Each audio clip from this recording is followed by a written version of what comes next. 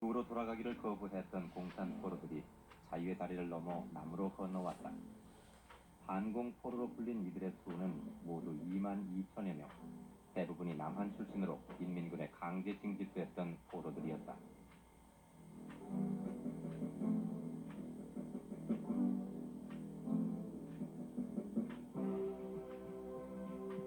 휴전이 된 후에도 계속 포로 생활을 해야 했던 반공포로들이 자유의 몸이 되는 날, 이들을 환영하기 위한 준비로 바쁜 서울 용산역의 모습이다.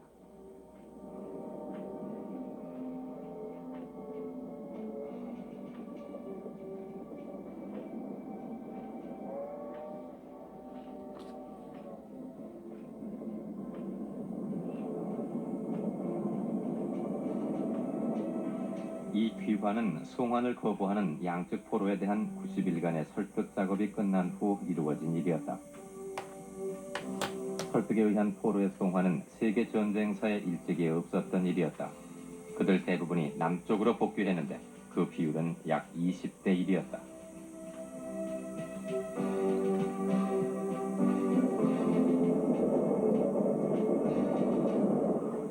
그런데 송환 거부 포로 중에는 남과 북 어느 쪽도 아닌 제3국을 택한 포로들이 있었다.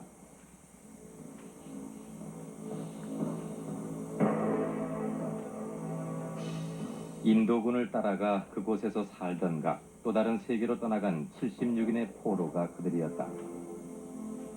남과 북 그 어느 쪽도 선택할 수 없었던 포로들은 그들을 낳아 길렀던 모국과 결별했다. 그것은 한 인간의 운명마저도 엄청나게 뒤바꿔 놓은 6.25 전란의 성격을 상징적으로 말해주고 있었다.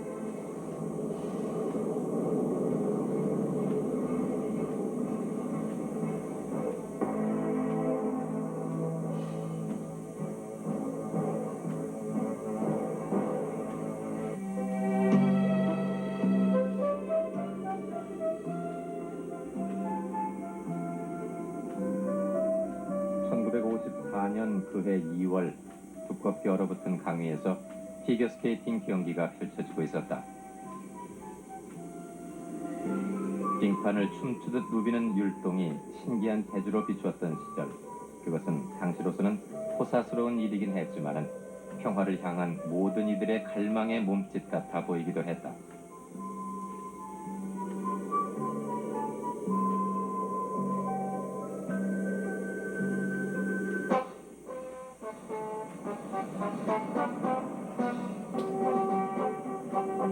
(1954년의) 봄은 낭보와 함께 찾아왔다.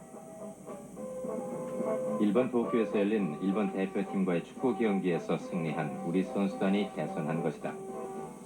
이는 우리나라가 사상 최초로 또한 아시아 최초로 월드컵 축구 본선에 출전하게 됐음을 알려주는 것이기도 했다.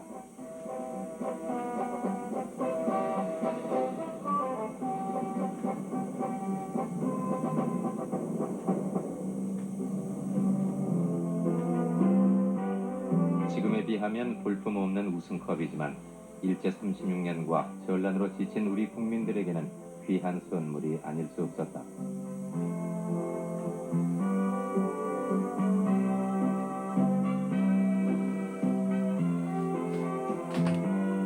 우리나라 축구팀은 그 후 32년이 지난 후에야 비로소 다시 월드컵 본선에 출전할 수 있었으니 이날 이들이 찍은 사진은 우리 축구사에 남을 기념사진이 됐다.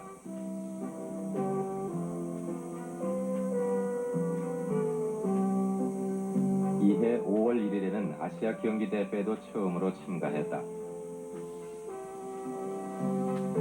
필리핀의 마닐라에서 열린 제2회 아시아 경기 대회에 참가한 우리 선수단은 이상대 관장을 포함해 모두 84명. 첫 출전에도 불구하고 참가 10개국 중 3위를 차지하는 좋은 성적을 거두었다.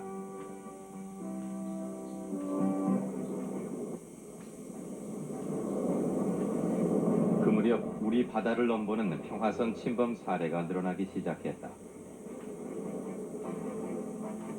3월 들어 중공 어선 2척이 평화선을 넘어온 것을 비롯해 일본 어선도 우리 해역을 드나들다가 우리 측 해안 경비대에 납포되는 사건이 연이어 일어났다.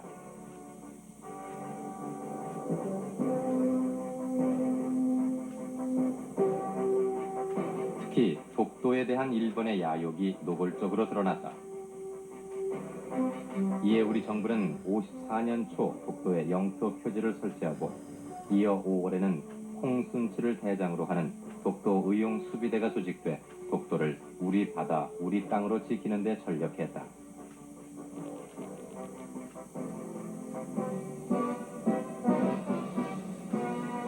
우리 국군의 증강에 박차를 가한 것도 1954년의 일이었다.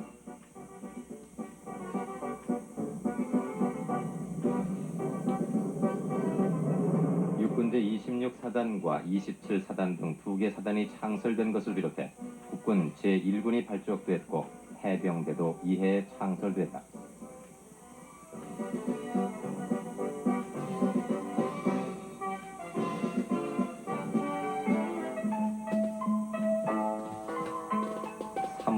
그 유명한 자유부인 논쟁이 시작됐다. 정비석의 작품 자유부인은 지난 1월부터 신문에 연재되기 시작한 장편 소설이었다.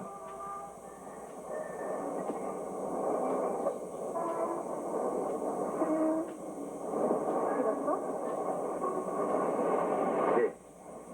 이 사진은 아주머니께 절대로 안 드리냐? 제가 만들어서 저의 영원한 마스코트로 삼으렵니다. 엄마, 그런 법이 어디 있어? 법이 아니라 제 자유까지. 오늘 꼭 좀 가봐. 어마어마할 거야. 돌아오는 토요일은 그대와 함께 한둘이서 만나기로 약속한 날이려나. 둘이 다시 만날 생각만 하여도 가슴이 설레이는 따뜻한 토요일, 즐거운 토요일, 밝은 날의 토요일.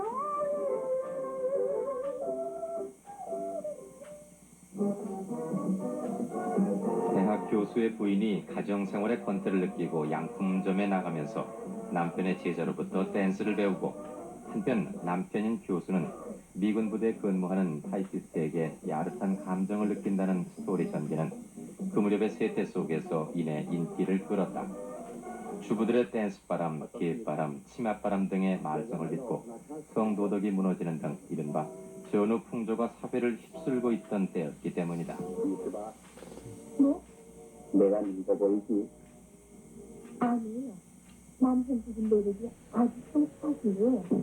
그럼 나도 연애할 수 있겠군, 그래? 그건 모르겠어요.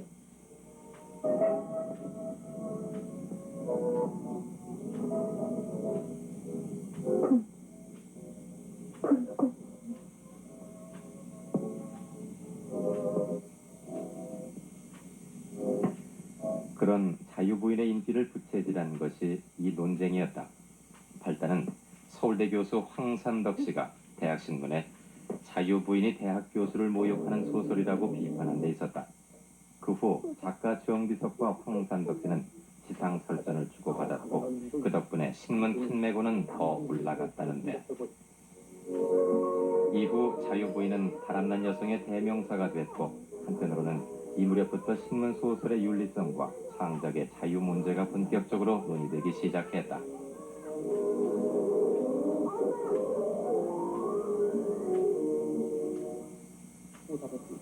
세계 평화의 운명을 결정짓는 제네바 회의에 참석하기 위하여 강도에 올랐습니다. 이해 4월 변영태 당시 외무부 장관이 제네바 회담에 참석하러 떠났다. Delegates arrive in Geneva for the 19-nation conference on problems concerning 4월 26일 스위스 제네바에서 열린 정치회담은 한국의 통일과 인도차이나의 휴전 문제를 논의하기 위한 것이었다.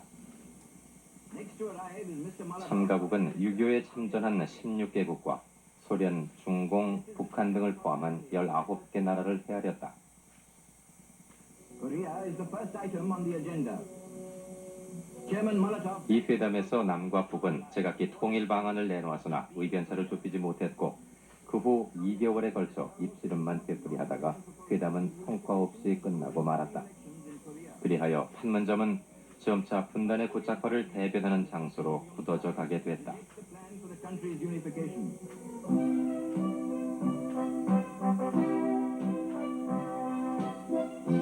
6월 9일에는 제3대 국회가 개원됐다. 투표율 91.9%를 기록한 제3대 국회의원 선거에서 뽑힌 203명의 선량들이 처음으로 한자리에 모였다. 이날 열린 개원식의 첫 행사는 임기 2년의 의장과 부의장을 선출하는 일이었다. 이수동, 홍수, 정책상 발의원, 통일선인 김철한 여사, 행안의 김영삼 의원, 그리고 한복 모시두루마기로 증언한 신행영 의원 등이 이표를 띄웠고 당내가 잘못 분당된 가운데서 투표는 질서 있게 진행되었습니다. 대표의 결과는 의장의 이수동 씨가 124표의 압도적 다수로 당선되었으며 의장에는 최승주 씨가 125표, 박상희 씨가 162표로 각각 당선되었습니다.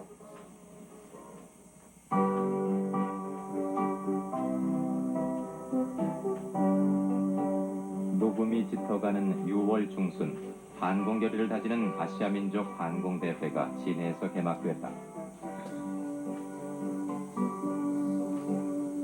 자유중국, 월남, 필리핀 등 7개국이 참가한 가운데 열린 이번 대회에서 각국은 6차례 이어진 회의를 통해 민족 반공연맹을 결성하기로 목소리를 모았다.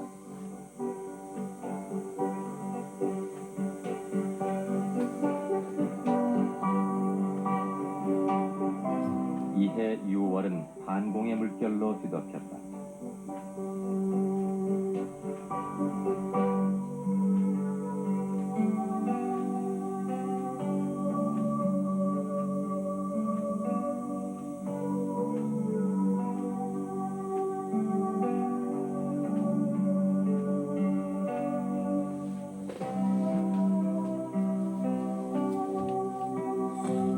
휴전이 성립된 지 1년여가 지났어도 아직 복구의 손길을 기다려야 하는 서울의 모습들. 54년 그해 시간과 공간을 뛰어넘어 머나먼 세계를 동경하는 가요들이 연이어 거리에 울려 퍼졌다.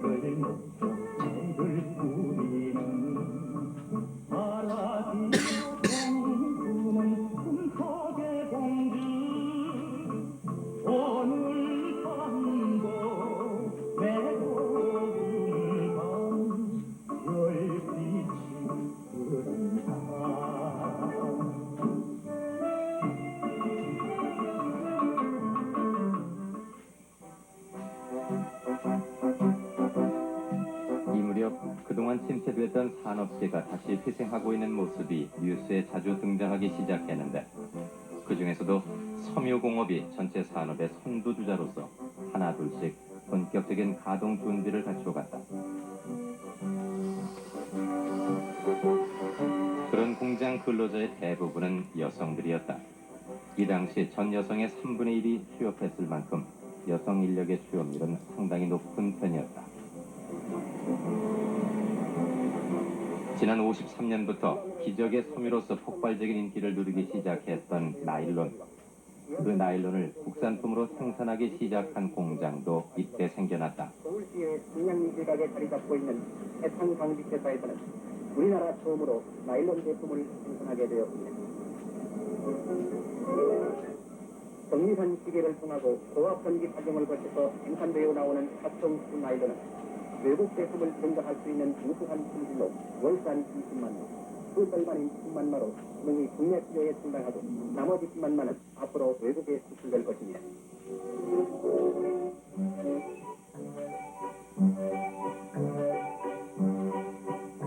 덕수궁에서 국산품 전시회가 열린 것도 이 무렵의 일이었다. 당시 국산품이라고 해봐야 전통 공예품이나 섬유 제품이 대종을 이루는 형편이었지만 그래도 우리 손으로 만든다는 것 자체가 화제가 됐던 그런 시절이었기에 구경꾼은 많기만 했다.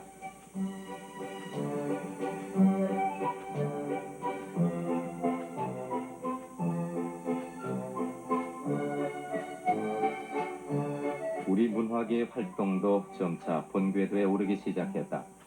학술원과 예술원이 이해 개원했고, 그리고 또 유네스코 한국위원회와 국제 팬클럽 한국위원회가 설립됐다.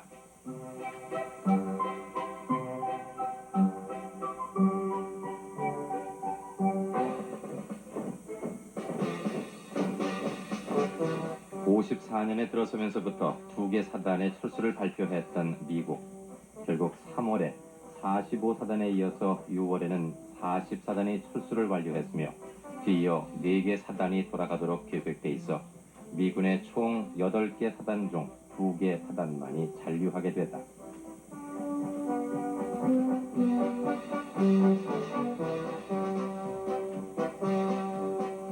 단독으로 봐도 무력 혁신성이하다.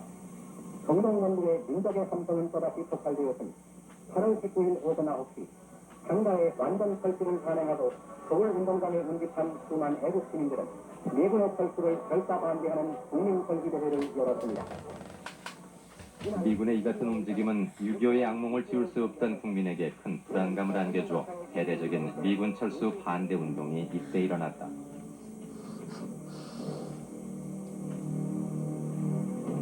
미군 철수를 반대하는 움직임은 곧 시위로 이어졌다. 9월 28일 250여 명의 상위 군인들이 미 대사관 앞에서 미군 철수를 반대하는 시위를 했고, 같은 날 대한노총 산하의 노동자들도 반대 시위를 벌였다. 90일간의 미국 순회 공연을 마친 어린이 합창단이 귀국했다.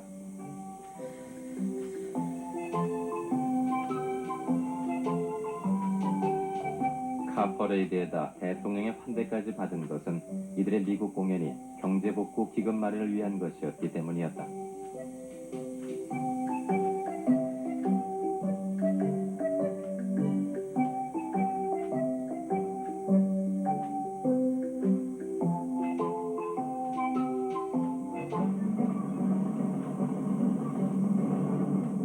이 무렵 한국의 경제복구는 미국의 원조에 그 사활이 걸려 있었다. 그러나 경제 원조 방법에 있어서 양국 간에는 심각한 의견 차가 나타나기 시작했다.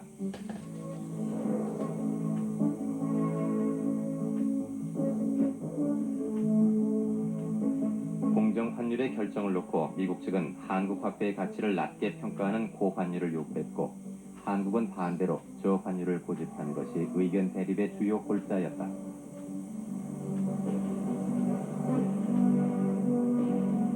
원조 물자의 종류에 관해서도 미국은 소비재 도입을 주장했고, 한국은 시설재 도입을 관철시키고자 했다.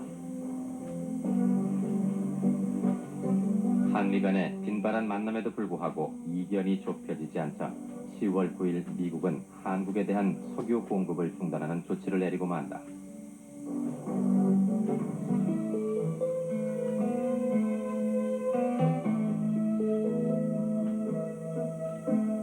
이로 말미암아 부산에서는 버스 운행이 전면 중지되는 사태까지 일어나기도 했다. 40여일 만에 석유 공급은 재개됐지만 국민 모두가 한계를 절감하는 계기가 됐다.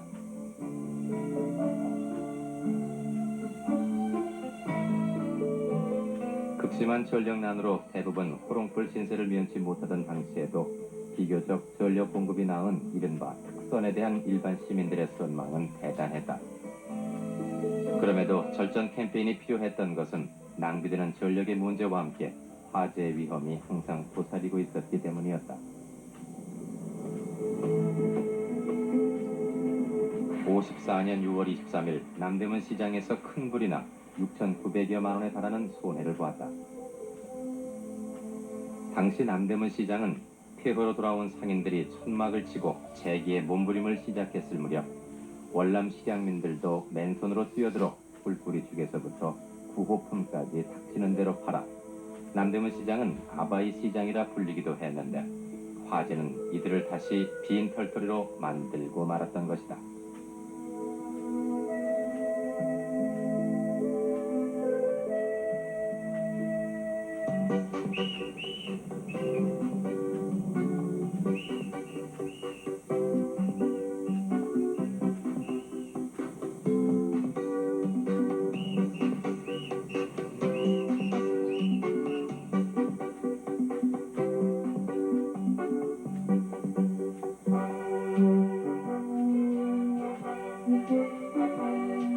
수복지구의 행정권이 11월 15일 우리 정부에 정식 인수됐다. 수복지구란 38선 대신 휴전선으로 남북이 갈리면서 자유대한의 통치하에 들어온 땅으로서 10년 만에 되찾은 이 땅을 그동안은 미 제6군단 사령부가 관리하고 있었다. 전란으로 뿔뿔이 흩어져야 했던 이들 주민들이 내 땅을 찾아 삶의 기쁨과 희망을 가득히 안고 제고장에 복귀했다.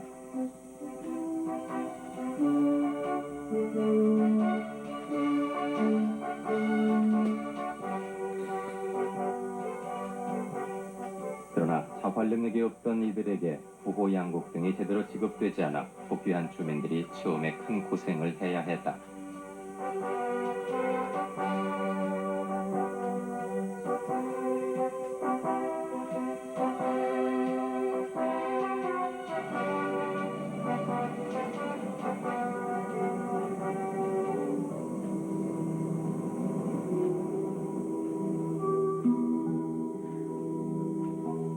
당시 일반 농촌의 실정도 어렵기는 마찬가지였다.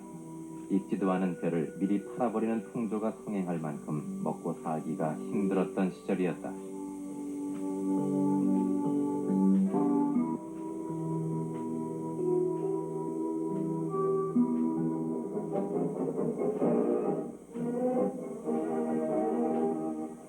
국민투표제다 그리고 국무총리제 고대 대통령 국민 제한의 철폐를 중요 골자로 하는 개헌안 마침내 11월 27일 국회 본회의에서 일괄 표결시로 되었습니다.